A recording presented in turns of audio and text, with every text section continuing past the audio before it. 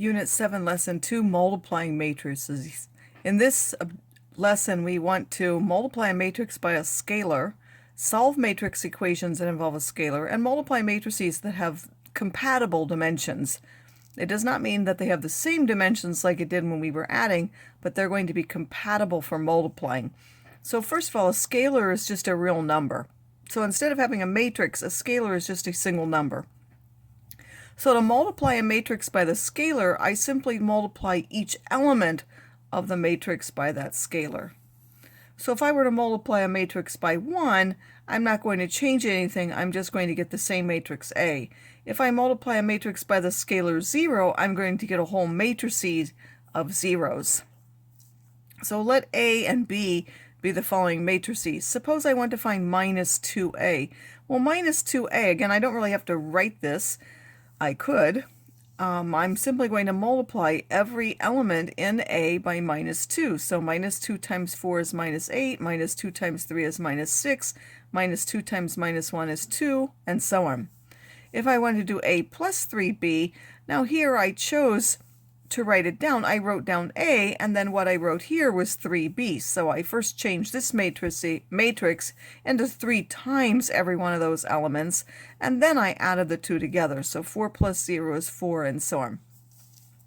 If I want to solve a matrix equation, this is just going to have an additional step. Again, just as if this were a number, if this said 2x minus 5 equals 14, I would add the 5 to both sides. Well, now I'm going to add the matrix to both sides. It will cancel from this side, and I'll simply get this one plus this matrix. So then I add the corresponding elements. Again, I have to make sure they're the right size, and they are. Once I've added them, I want to divide each side by 2. Well, dividing is the same as multiplying by a half, so I'm really going to multiply each of these by a half, or if you like, I'm going to divide each of the elements by 2. So you can look at it dividing a matrix, but we don't write it as dividing. We write it as multiplying by a half. And for this one, again, because this is a minus, I would first take the 3x to this side, and then I would subtract the matrix. So I did those both at once. I took the 3x to this side, and then I subtracted that matrix. So 3x is this one minus this one, and I did that subtraction like we did in the last lesson, 1 minus a minus 11, and so on. And then I want to divide everything by 3. So again, I'm going to write that as a 1/3 out to the front. I'm going to take a third of each element, which is basically, again, taking each of those elements and dividing by 3. So that's scalar multiplication. If I want to do matrix multiplication, I need the number of columns of the first matrix, which is written first, to be the same as the number of rows in the second matrix. So again, this is only going to exist is if A is m by n and B is q by k, that n and q have to actually be the same. So again, here I've actually shown them as the same thing. Then I'm going to have a matrix AB, and the result will be the outer dimensions. So the inner dimensions, if you like, have to match, and then the resulting matrix will be whatever the two outer numbers were. Matrix multiplication is not commutative, so it is very important that we do it in the order in which it's given. And an identity matrix, if I were to multiply by an identity matrix, that will give me the same thing. Remember, the identity matrix is just having ones down the diagonal, and one property is if we multiply a matrix by the identity matrix, we simply get the same thing. So now, are these the right dimensions? This is 2 by 2. And this is 2 by 2, so the inner dimensions do match, so I can multiply them. And the result will be 2 by 2 because those are the outside things. So now what do? I take a row of this. I take the first row with the first column to get the 1, 1 element. So I take the first row and the first column, and that will give me a minus 4 times the minus 2 plus a 0 times the 0. That will give me the first element. Then I'm going to, and it doesn't matter which one you do as long as you do it consistently. I like to pick a column and switch the rows. So I'm going to go through each row first. Then I'm going to do the next row. So now that's going to go into row 2 and the first column. And I'm going to multiply those elements that match. So I'm going to multiply these two and then add them. So 1 minus 2 and then 3 and 0, and I will add those. Again, when you get good at this, you won't have to write this down. You can simply go straight to this.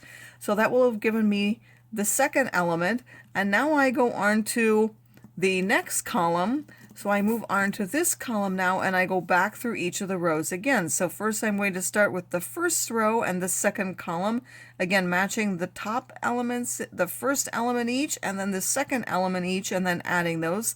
So that's a minus 4 times a 4 plus a 0 times a 1 will be minus 16. Then I move on to the second row and do the same thing. 1 times 4 plus 3 times 1 will give me 7. Now this particular matrix is 2 by 3, this is 2 by 2. Here the inner dimensions do not match, so I cannot multiply these matrices. Again, this one is 2 by 3, this one's 3 by 2. The inner dimensions match, so I can multiply them, and the result will be a 2 by 2 matrix. Again, we do what? We take the first row and the first column, and we take minus 6 times minus 3, 2 times 1, 3 times minus 1, and we're adding each of these. Then I'm going to keep this column, move on to this. That will go into the, by the way, this element, because I took the first row and the first column. Then when I take the second row and the first column, that will end up down there. That's 4 times minus 3 plus 1 times 1 plus 3 times minus 1. That will end up down there. In this one, it's in the first row, but the second column, so I'm going to use the first row of this one, and the second column of this one would be minus 6 times 2 plus 2 times 0 plus 3 times minus 2 would give me this element. And finally, I want the second row and the second column, so I use the second row and the second column. 4 times 2 plus 1 times 0 plus 3 times minus 2, giving me 14. The next one is a 3 by 1 matrix and a 1 by 3 matrix and a 3 by 1 matrix. Those are compatible because those match, and it will end up being 1 by 1, meaning it's just going to be a number. So I'm going to take 1 times minus 2 plus minus 1 times 1 plus 0 times 4. That ends up being minus 3. This one, on the other hand, if I switch the order, this one's 3 by 1, this one's 1 by 3. This one will end up being a 3 by 3 matrix. I'm doing what? I'm taking minus 2 times 1, 1 times 1, 4 times 1. Those give me the first elements. Then I'm taking minus 2 times minus 1, 1 times minus 1, 4 times minus 1.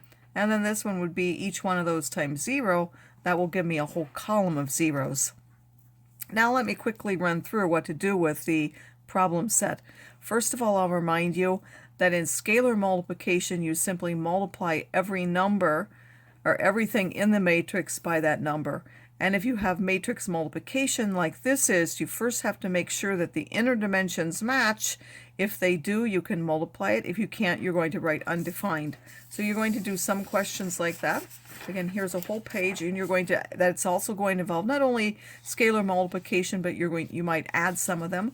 I suggest you do the multiplying and then do the adding. Don't try to do it all at once. Make sure you're checking all the dimensions for these, that you can actually do them. And then in the last page, you're going to solve those matrix equations. Again, because this is negative, you probably want to take that to the other side first and then subtract the matrix.